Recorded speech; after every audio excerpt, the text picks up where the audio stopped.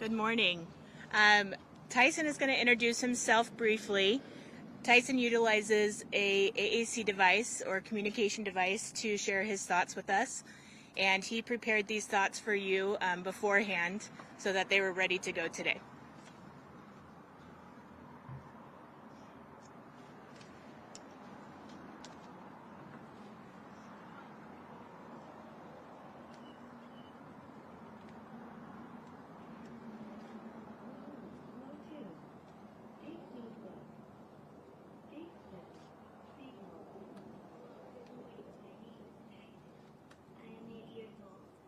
This is my talker. It helps me see. I have used an Apple device since I was 3 years old.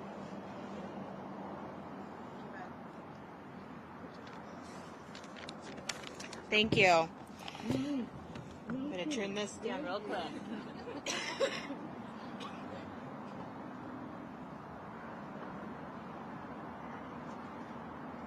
Okay. Thank you for having us here today. Tyson and our family have been navigating the world of disability and caregiving since Tyson had contracted bacterial meningitis when he was 6 months old. At that time, he received the diagnoses of cerebral palsy, epilepsy, and traumatic brain injury. Since then, we have lived and navigated services in 3 different states, and Tyson has gained cognitive and physical capabilities through the help of home and community-based services, 5 to 6 hours a week of therapy, and daily one-to-one care. I would like to take a moment to briefly explain what an average day caring for Tyson looks like. Most mornings, he wakes up full of smiles and stretches, and we get ready for school by changing his brief, his clothes, and getting him water and food. Those, and along with his medications, go into his feeding tube. I then transfer him to his wheelchair, along with his communication device, a large backpack of medical supplies, and we head to school. Tyson attends a micro school where he is integrated with typical and special ed peers. At school, he loves to do hard things with age-appropriate learning, curriculum with modifications to help him succeed academically and socially. We have managed his daily seizures throughout our everyday activities. After school, Tyson's full-time caregivers help him at home with his physical needs, attend social activities, and navigate his many therapy sessions. In the evening, we get ready for bed with a bath, additional food, medication, and Tyson gets tucked into his safe sleep bed. Tyson's favorite activity is watching Frozen and listening to the Harry Potter books on audio. As Tyson's mom, I am both his parent and his caregiver. Those roles interweave constantly. Helping him to succeed and find fulfillment in life brings me so much joy. Regarding the reason we are here today, I want to give a brief background on how parents as paid caregivers came to be and the countless advocacy hours that took place by myself and many other parents with minors with children with disabilities. In 2020, a temporary flexibility for parents with minor children with disabilities was established. This program allowed the state to pay parents of minors with disabilities for their children's authorized DDD services. This temporary program was established to allow minors with disabilities to continue to receive services in their home despite the isolation they were experiencing due to the COVID-19 pandemic. In 2021, my coalition founder, Lauren, who is also a parent of a child with disabilities, and I began our grassroots advocacy efforts. We saw many benefits to this temporary program, including housing stability, reduced abuse rates, and continuity of care, and wanted it to become a permanent option for Arizona families. Neither of us had ever advocated professionally or knew how to impact change for our state policy.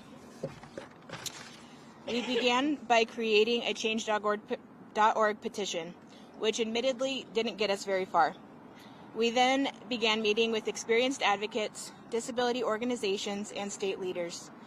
After hearing that a permanent program was not a feasible option many times, we persevered in growing our grassroots advocacy community of parent caregivers, gathering data, and building relationships with elected officials in order to have our voices heard. In the summer of 2023, we were ecstatic to hear that Access was proposing to create a permanent Parents as Paid Caregivers program. Our entire community was extremely excited about this. Over the next few months, we submitted hundreds of public comments where we shared with Access our personal experiences, recommendations, and feedback regarding their proposal. Once the public comment period ended and through the voices of thousands of parents, Access amended their proposal to expand the scope of this new program to include all minors with disabilities receiving DDD and long-term care through Access. As we venture into the approval of this program, I am proud to see Arizona continue to build programs that support individuals with disabilities and their caregivers. This program joins a portfolio of other programs in Arizona that strive to solve the difficulties faced by individuals with disabilities and their caregivers on the front line. I want to thank several individuals before I close my remarks. Thank you, Director Heredia, Alex Damian, and all other Access and DDD leadership for your willingness to answer my emails, take meetings with me, and hear the voices of thousands of Arizona caregivers. Thank you, Governor Hobbs, for your family-forward initiatives, along with raising awareness regarding abuse, neglect, and exploitation of vulnerable individuals. Thank you to disability organization leaders like Michelle Thorne, Jenny Mullins, and John Myers for your support, mentorship, and guidance. Thank you to my coalition partner, Lauren, for the late nights, laughs, and tears. Thank you to my family, who have allowed me the flexibility to focus on this advocacy project for the last 3 years. And finally, thank you to the thousands of parent caregivers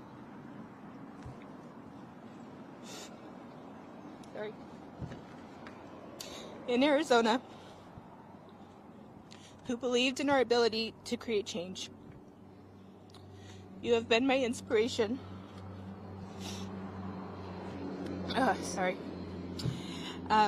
am so excited to see you work with your children and help them continue to thrive and share their voices as we have created this permanent program for Arizona families. Thank you.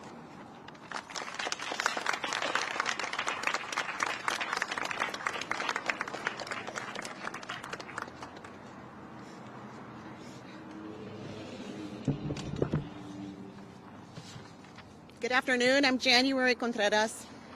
I have the privilege of serving as the CEO of Children's Action Alliance. We exist to advocate for kids and families and really want to salute the courage of the parents and the tenacity of the parents for getting this change in what taxpayer money is invested in, and that's families. And we're here to talk about the advancement that's happening today. So today thanks to the budget that was passed by Governor Hobbs and the legislature last year, and today with the approval from the federal government, we've done the right thing to get kids covered with health insurance. This is a win for 10,000 kids and teens in Arizona who can now see a doctor when they have asthma, who can see a nurse when they aren't feeling well, or a dentist when they have a toothache. And the truth is, it brings so much more to a child's future. Helps them do better in school, helps them thrive. We thank Kids Care and Access. These are programs that have seen the rate of those without insurance fall in Arizona from 16% to 8% because our state's leaders and our nation leaders have prioritized health insurance for kids. When we didn't, as Governor Hobbs mentioned, like when Kids Care was frozen, we saw progress stop and we reversed. So today, Arizona is moving forward. We're not moving backwards for kids and for working families. And the truth is, we still have a long way to go, as Arizona does rank 49th in children's health insurance coverage. Until now, only 2 states covered less families than we do in terms of income level. All the more reason to recognize the bipartisan leadership that led to this big win for 10,000 children, a win that can be life-changing for many and life-saving for some. And here, Governor Hobbs and the legislature not only delivered a win for children, they delivered a win for working families. For moms and dads who have 2 or 3 jobs but cannot afford private health insurance. To those who fall between the cracks. This is for them. This is for their children. Children's Action Alliance is ready to help get the job done and get all children covered. Together with our partners like Arizona's community health centers, we're helping families and individuals across Arizona get assistance to know what they're eligible for and to enroll for health insurance. So if anyone needs help enrolling in access in kids care or a private plan on the health insurance market, they can visit coveraz.org or call 1-800-377-3536. Thank you.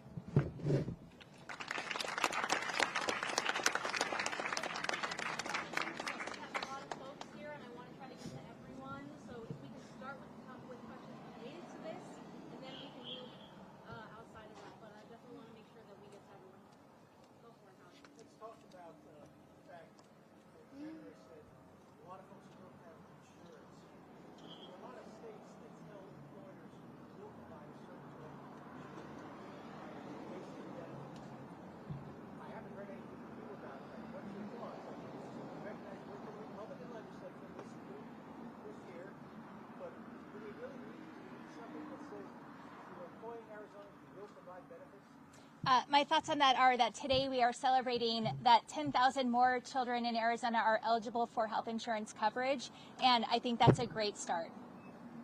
Governor, can you speak to costs? So the kids care expansion was funded in last year's budget. What's the ongoing number to continue that expansion, and then making permanent the pay for caregivers? How much is that going to cost Arizona in a year? I don't have those numbers specifically. I don't know if CEO Heredia does, and if not, we can get them to you for sure. We'll follow up. Yeah. Okay. Thank you. Other topic related question?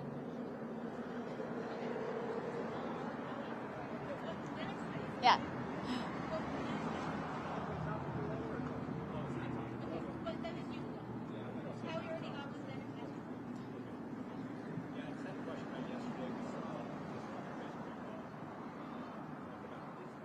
To the ballot with the bill he's calling the toughest anti-immigration law, one of the toughest ever written.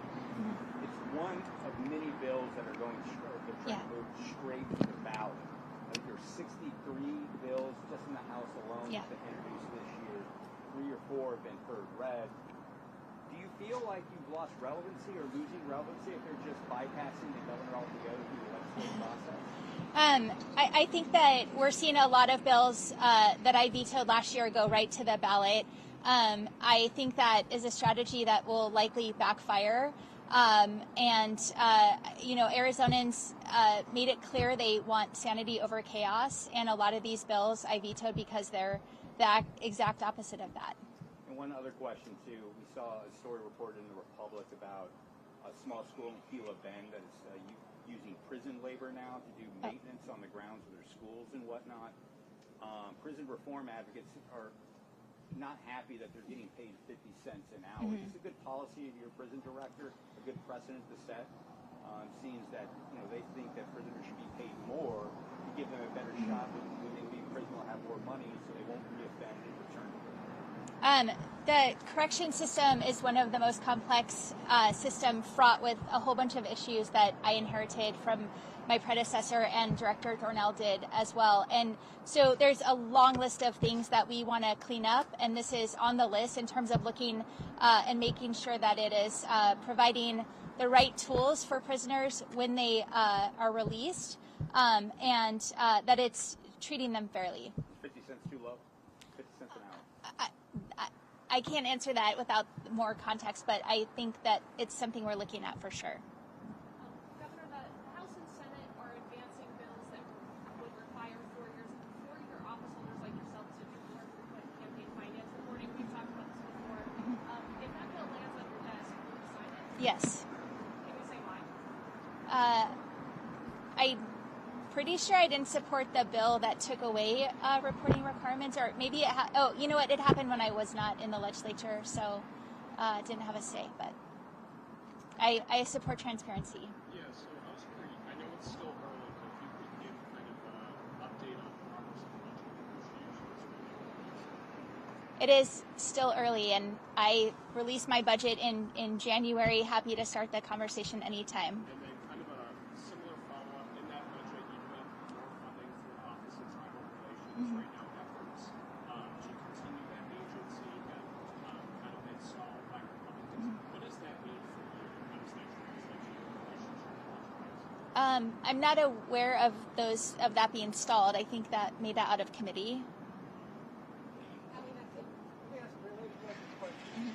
I know you're trying to gather all the members of this House to balance this issue of defense. One of the funds that you're raiding is called Veterans Benefit Fund, which is financed exclusively by people who bought veteran license plates and people who made private donations like war veterans. How is it fair to raid money to specifically earmark veterans to balance your budget? I don't think we're doing that, but I can get back to you with more specifics. Our overall approach to fund transfers was that we didn't harm the core program that they're designated for, and that we didn't leave funds that are needed with a zero balance. Thank you. A different kind of question. We reported on guardrails on state highways, and it's pretty well documented that some money will be needed in the state budget to replace them. There are 4,000 on state highways. I want to raise this issue with your staff. Are you aware of it, and would you be willing to pay to replace some or all of those guardrails? It's something I have to look more at, but overall in our budget, we are prioritizing Arizonans' health and safety, and that's an important piece of it. Yeah, Governor, can we get an update on the situation on the border? Do we still have National Guard down there, and if so, how many and where are they stationed? There are still National Guard down there. They are working with local law enforcement agencies, assisting with drug interdiction, human trafficking, and the logistics involved there. And we can get back to you with the specifics on where they are. Wayne, this bill passing through the House right now, dealing with the UAA financial issue, require reporting directly to payroll and stop university pressures, delegated other faculty groups from that perspective. That bill, legislation. It sounds exactly like what I'm already calling for, so. A question regarding the depot program. Yep. This was something you originally campaigned against, but it's expanded pretty rapidly. DEMA just received an additional $8 million for the program. I'm wondering if this is something that you're going to continue to support, and as there's folks that We're going to continue to support efforts that help prevent unsheltered street releases and keep our communities safe, and the busing program is an important part of that. one or two more.